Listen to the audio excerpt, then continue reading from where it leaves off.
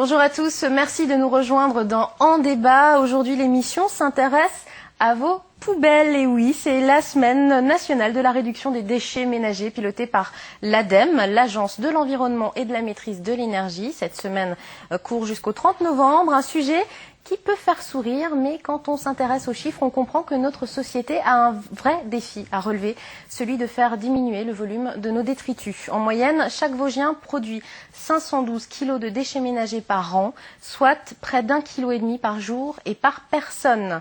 Pas un jour sans que la presse régionale quotidienne parle de ce problème. On le pèse, on en évalue le coût de traitement. Bref, notre poubelle intéresse beaucoup les pouvoirs publics et nous, dans tout ça. Nos comportements changent-ils assez vite pour limiter notre impact sur l'environnement? Quelles solutions existent pour réduire le volume de nos poubelles? On en vient à rêver d'un monde tout propre et on en parle tout de suite après le jingle. Invité dans Débat à l'occasion de la Semaine nationale de la réduction des déchets, Benoît Jourdain, bonjour. Vous êtes premier adjoint à la mairie d'Épinal, vous êtes président du SMV Sauvotum, la société vosgienne pour le traitement des ordures ménagères, qui regroupe 511 communes, si je ne m'abuse, soit la quasi-totalité de la population vosgienne. Et enfin, vous êtes président du SICOVAD, le syndicat intercommunal de collecte et de valorisation des déchets. Vous nous expliquerez dans quelques instants de quoi il s'agit. Nadia Vumin, vous êtes chargée de mission au SMD Sauvotum. Vous nous direz quels outils ont été mis en place pour aider les Vosgiens à réguler leurs poubelles. Vous nous expliquerez aussi comment limiter sa production de déchets par des gestes simples du quotidien. Pierre Ravas, vous êtes directeur de l'association AMI, quartier de la Madeleine à Épinal. C'est une association d'aide à l'emploi par la revalorisation des déchets. Et enfin, Éric Valteau, vous êtes président de l'association ACIDE, ce qui veut dire Action citoyenne contre l'implantation d'une décharge. Votre action concerne le projet de décharge de Robécourt, plus précisément celui du site de la Fencière. Merci tous les quatre d'avoir répondu présent à cette émission. Alors, première question pour Benoît Jourdain. L'objectif du SICOVAD aujourd'hui, quel est-il ? Comme toutes les collectivités, notre objectif aujourd'hui, c'est une meilleure gestion des déchets. Alors, vous avez cité le chiffre de un peu plus de 500 kilos par an par habitant. C'est effectivement ce qu'on gère globalement, tout compris, en conteneur ou en déchetterie. C'est un chiffre qui est en constante évolution depuis des années. Derrière, il y a des moyens à mettre en œuvre, il y a des coûts. Il y a des coûts fiscaux, puisque c'est la taxe ou la redevance qui contribue à financer la collecte et le traitement de ces déchets. Il y a aussi des réticences des populations à accueillir des sites de traitement. Donc derrière, pour les collectivités, c'est une obligation, je dirais, de toujours mieux gérer et d'essayer, en tout état de cause, de réduire les déchets qu'on a besoin de traiter, par enfouissement ou par incinération. Donc en tant que SICOVAD, mais aussi en tant que président du syndicat mixte, on recherche depuis un certain nombre d'années, au-delà, je dirais, des efforts qui ont été faits en matière de tri, de recyclage, de collecte sélective, d'actionner une politique de prévention des déchets, donc de réduction à la source des déchets. Alors, ça sera décliné, je pense, les différentes actions seront déclinées un peu plus tard dans l'émission, mais notre objectif pour nous, c'est d'essayer d'arriver, au fur et à mesure des années, non plus de continuer à gérer davantage de déchets, mais d'arriver à une décroissance du total géré. Ça veut dire que les gens produisent moins de déchets au départ, ou qu'ils acceptent une gestion domestique de leurs déchets, ou qu'ils acceptent leur emploi, la réutilisation d'un certain nombre d'objets qui jusqu'alors est considérés comme des déchets, mais qui peuvent peut-être avoir une seconde vie dans le cadre d'opérations de remploi. Alors, pardonnez-moi de vous poser cette question à tous un petit peu naïvement, mais pourquoi nos poubelles sont-elles si pleines aujourd'hui ? Parce que les gens consomment toujours davantage, parce que il y a certainement eu aussi, en termes de marketing, de la part des industriels, le besoin, la recherche de toujours mieux achalander leurs produits et donc de créer davantage d'emballages. Ce qui est plus tout à fait vrai depuis quelques années. On a quand même des efforts qui ont été entrepris. On note une diminution des emballages depuis 2 ans à peu près. Et puis certainement aussi que les gens ont moins l'habitude de réutiliser les objets qu'ils ont acquis.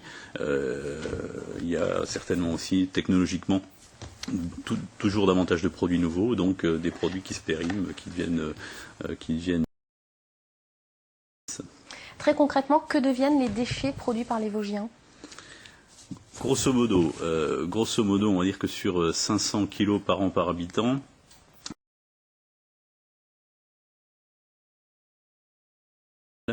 donc qui va faire l'objet soit d'incinération, soit d'enfouissement. Le rapport entre l'enfouissement et l'incinération, c'est 2 gros tiers pour l'incinération, et un petit tiers pour l'enfouissement. Voilà l'ordre de grandeur au niveau des Vosges.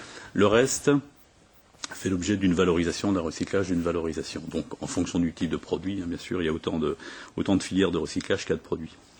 Alors, je vais faire un petit peu l'avocat du diable, Nadia, mais pourquoi c'est toujours au consommateur de faire un effort ? Ce n'est pas seulement au consommateur de faire un effort, c'est la responsabilité de tous les acteurs du cycle de vie d'un produit. Donc ça va du concepteur au fabricant, au consommateur, jusqu'à la collectivité qui va gérer le déchet final. Mais c'est évident que le consommateur, il a aussi un pouvoir de levier qui est beaucoup plus fort, parce que c'est quand même le consommateur qui fait des choix sur ses actes d'achat. Il va impulser d'un côté une production ou alors la régresser par rapport au fait qu'un produit est plus ou moins choisi qu'un autre. Il y a des exemples concrets qui existent. Je réénumère souvent le même exemple. En France, les lingettes ménagères, c'est un produit qui a fonctionné. Sur d'autres pays, c'est un produit qui n'a pas fonctionné du tout. Donc on voit aussi que le consommateur, par rapport aux nouveaux produits qui sont mis sur le marché, a un pouvoir de levier à faire que ça fonctionne ou non. Au niveau de la façon dont il va l'utiliser, s'il va utiliser de la façon la plus optimum possible ou alors l'éliminer alors qu'il est encore en état, c'est aussi le consommateur qui a avant tout ce pouvoir-là. Mais c'est bien sûr un rôle de tous les acteurs, parce que sans la prise en compte de l'un des acteurs, ce n'est pas possible. Le consommateur ne peut pas choisir des produits qui seront éco-responsables s'il n'y a pas l'offre aussi en face. Donc, il y a un gros travail de pédagogie à faire. C'est ce que vous essayez de mettre en place concrètement. Vous faites comment ? Tout à fait. En fait, on met en évidence des choses qui sont relativement simples, mais auxquelles on ne pense pas spontanément, parce que il y a tellement de critères dans la consommation qu'on ne pense pas forcément aux critères écologiques. Et puis, si on ne s'est pas penché particulièrement sur la question, on ne réalise pas aussi toujours des conséquences qu'il peut y avoir sur un choix banal d'achat. Voilà. Donc vous êtes comment vous faites concrètement ? Vous rencontrez les gens, vous parlez au public, vous faites quoi ? On fait pas mal de choses, mais c'est vrai que le contact de proximité et le contact direct est notre axe privilégié, parce que c'est comme ça que on a plus facile à les informations et la prise de conscience. Donc, notamment par la promotion du compostage domestique, on développe des formations conseils, du conseil à proximité auprès des particuliers, donc avec des sites de démonstration de compostage, des conférences, etc. Des petits ateliers spécifiques ouverts au grand public. Pour les choix de consommation, on fait des animations en grande distribution. C'est quelque chose qu'on commence à développer au fur et à mesure, donc avec un petit stand où on va directement au contact des consommateurs pour interpeller sur des petites astuces au quotidien qu'on peut employer qui vont nous permettre de réduire notre production de déchets, de devenir un éco-consommateur, et qui plus est en faisant des économies financières. Parce que c'est un argument, ça, quand même.